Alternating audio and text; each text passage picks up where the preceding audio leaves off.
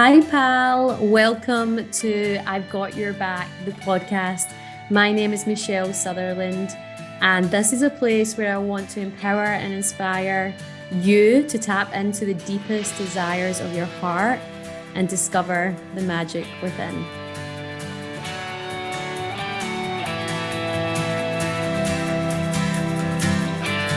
Hello, everyone, and welcome to episode 3 of season 1 of I've Got Your Back, the podcast, and it's all about B Corp. I have loved receiving some of your messages about the first 2 episodes so far. And I just wanted to reiterate, like when I first launched I've Got Your Back and the whole point of this podcast, one of the main things is to explore things maybe that we don't know about, or things that are very unknown to us, or things that we might never have looked at before.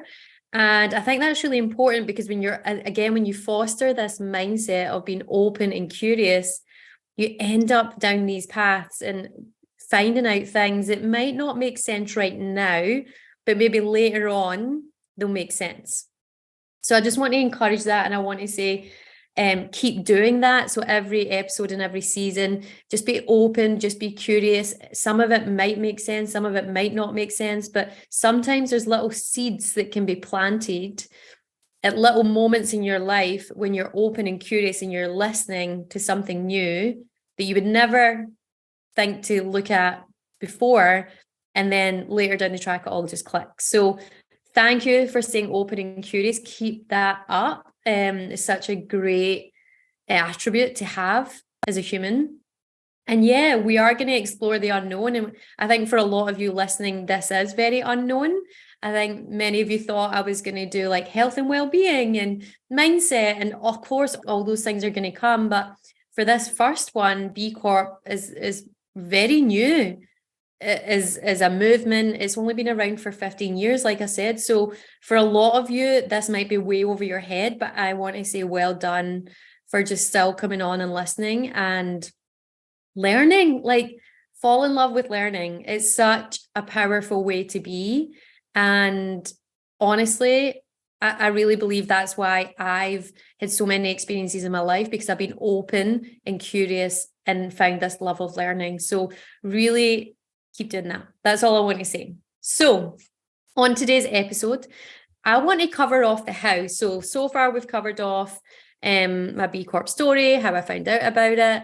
And we've also spoke about the why, like why is it important as a business owner to look at B Corp certification in the journey, and also as an everyday person that consumes and buys products. I think that's really important as well, that you are empowered to go into places and buy based off this B, knowing what this B means. I really want to empower you to know what this means. So now we're going to talk about the how. So if you're like, yeah, I really want to explore this as a business owner, or even if you're an employee in a business and you want to take this to your manager or whoever and say, or your company, say, listen, I think we need to look at this, then this is really what's involved. This is a really practical episode about what it takes. So I'm just going to cover off a couple of things. So in terms of the how, the first step that you need to take in terms of becoming B Corp certified is you need to register your company in the B impact assessment so that you can start to fill out these questions. So basically there's about minimum 200 questions that you need to fill out across 5 different areas of your business. So governance, workers, community, environment, and customers. So these questions go across all those different areas of your business, minimum 200. You have to go to beimpactassessment.net, register your company, and then you get access to the questions. So this is completely free. This tool is amazing. So this is what I said like before, like even if you don't plan on becoming B Corp certified, like just going into this tool and looking at the types of questions they ask. And it's almost like there's questions and then there's answers and multiple answers to each question. And these multiple answers I see as a guide, as a framework to look at your business, or even if you're thinking about building a business, if you're a startup or you've got an idea, like look at these as a blueprint. It's so powerful. So I just think anyone can go in there and register their business and just have a little look. So you have to do that. So beimpactassessment.net. And the one thing I'll say that is hugely, hugely important is you need to make sure you select the right track. That means when you go in and register and you say, this is a company name, so make sure you've got the right company name. This is how many employees we have, so full-time employees. This is the country we're in. This is the industry we're in. And then it'll ask for another industry. So we'll ask for like a couple of things. The reason that's so important is there's 74 different versions of this assessment. It's like a bit of software. So when you log in and register for the first time and you're putting in your details based on your industry, whether you're maybe manufacturing a product or maybe you're a services business with minor and major environmental footprint, different questions then get like populated into your assessment. Okay, so selecting the right track is hugely, hugely important. I can't emphasize this enough, mainly because if you're on the wrong track with the wrong questions and you get halfway through this process or you get to the end and you've submitted and it gets to the analyst, you're then going to have to change the track and the questions to be on the right track. So it's really, really important that this is right. So make sure you take your time, select the right track on the assessment when you register at beimpactassessment.net. That's the first thing. Number one is what B Corps are all about, is measuring your social and environmental impact. And the way they do that is through this assessment, through these questions. So you have to fill out these questions. You'll see it. It's actually really user-friendly. It's very intuitive. So you can see the different sections. You can click into the questions. You can select the answers. The thing that I recommend so that you don't get overwhelmed is that you break down these sections bit by bit. So maybe just do the governance first and then the workers, and then leave a couple of weeks and maybe do the next one. It's really important because a lot of people get overwhelmed. Like 80%, maybe 90% of people don't complete this assessment because they get too overwhelmed. So my advice is break it down into manageable chunks so that you don't get too overwhelmed. So once you basically go through the assessment, answer all those questions, and if you have an overall score of over 80 with really good evidence, that's really important. Make sure you have evidence for each question. You then submit to B Lab. And then they have an analyst that they'll assign to your assessment to verify your answers and to check your evidence. Now, the first part of this is really within your control. You can answer all the questions and provide all the evidence as quickly as you like. So you might do that in a month, you might do it in a couple of months. I generally think this entire process of becoming a B Corp takes 6 to 12 months. So the front end is very much up to you.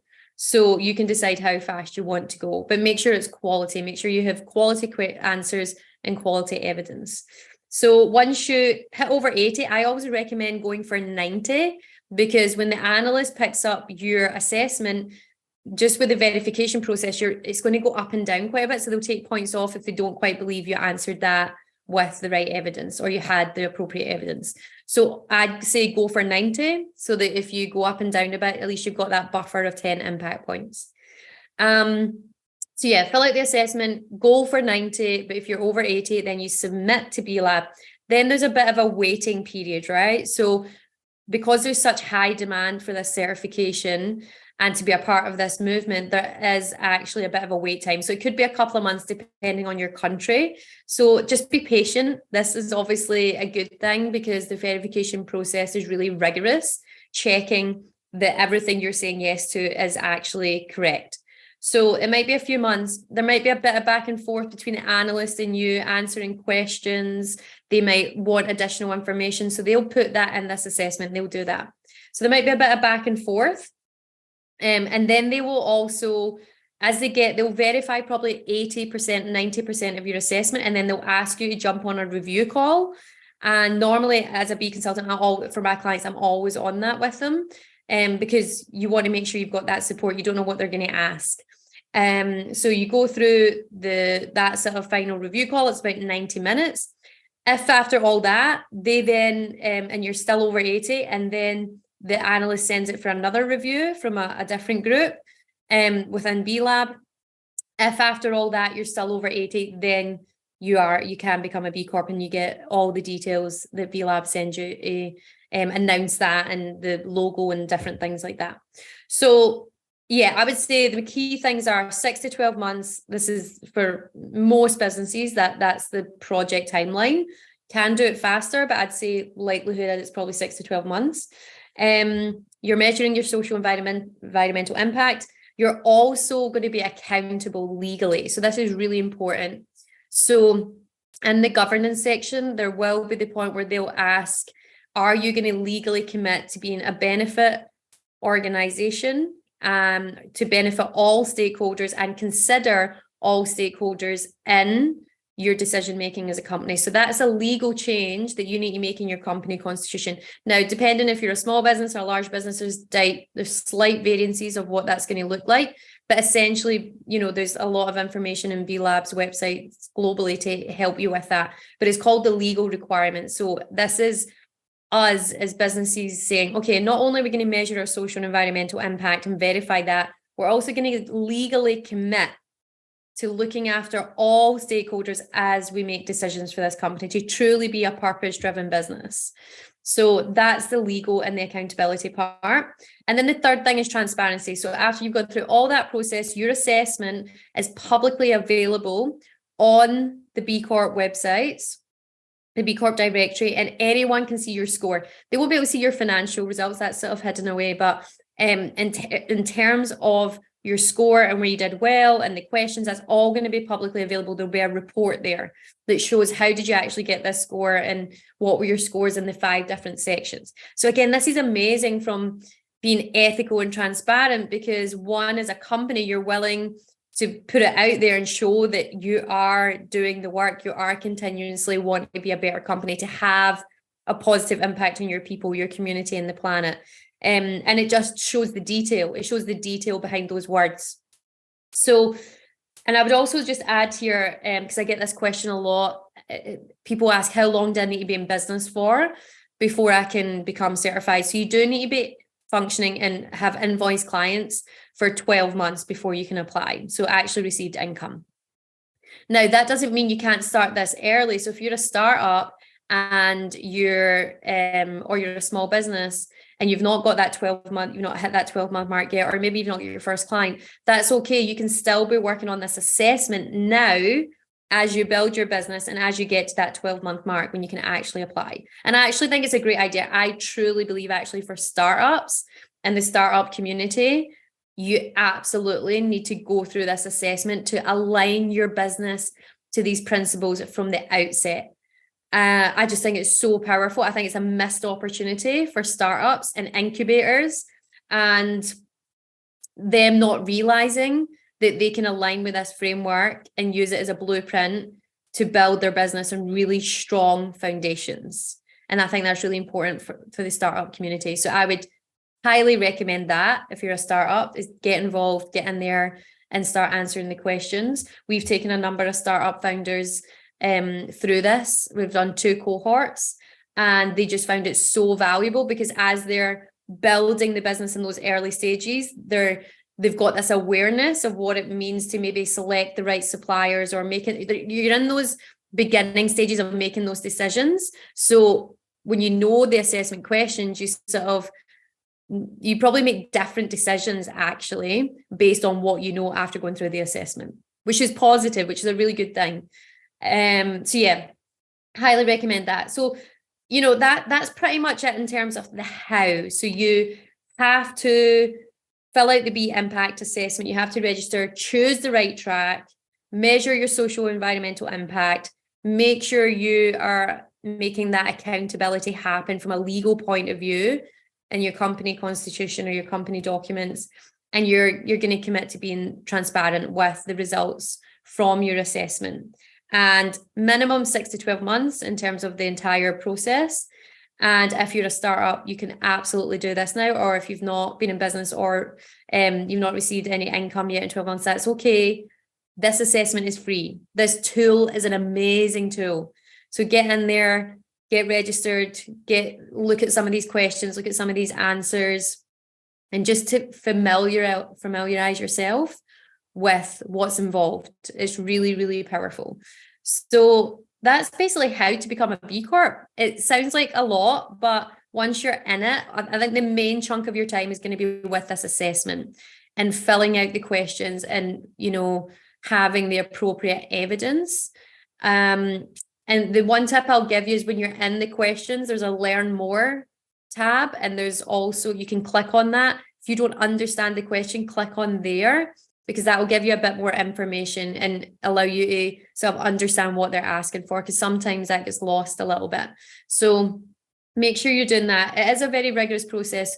However, I see this whole process as being very, very transformative if you allow it. And, some of the answers you might think, why on earth do we need that? Like, we've got 2 employees, like, why do we need an employee handbook with all these policies? And you know what, that might be for now, but later on as you grow, or even if you don't grow, just having those things in place is actually really powerful. And, and it's important for those 2 employees that you've got those basic things and needs to look after them.